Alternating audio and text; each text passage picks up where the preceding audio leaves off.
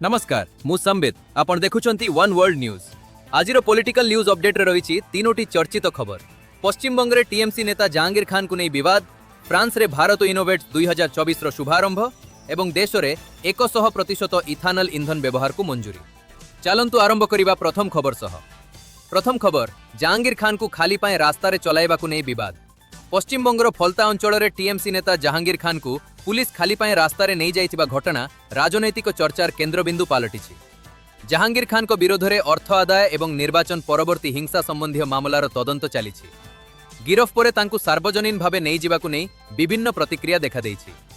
केही एहाकु आईनर कठोर प्रयोग बोली कहउथिबा बेले अन्य माने एहाकु मानविक अधिकार एवं आईनगत प्रक्रिया सह संपृक्त प्रश्न भावे देखुछंती।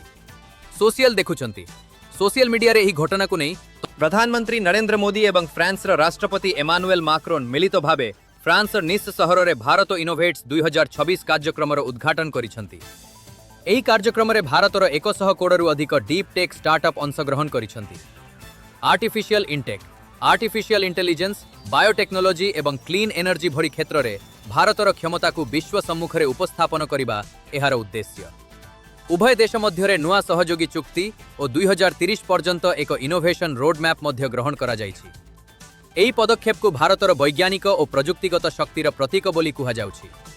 सोशल मीडिया रे मध्य एहाकु नै व्यापक चर्चा चलिछि। तृतीय खबर, जानवाहन पई 100% इथानल इंधन को मंजूरी। केंद्र सरकार देश में फ्लेक्स फ्यूएल गाड़ी पई 100% इथानल व्यवहार को अनुमति दैछंती।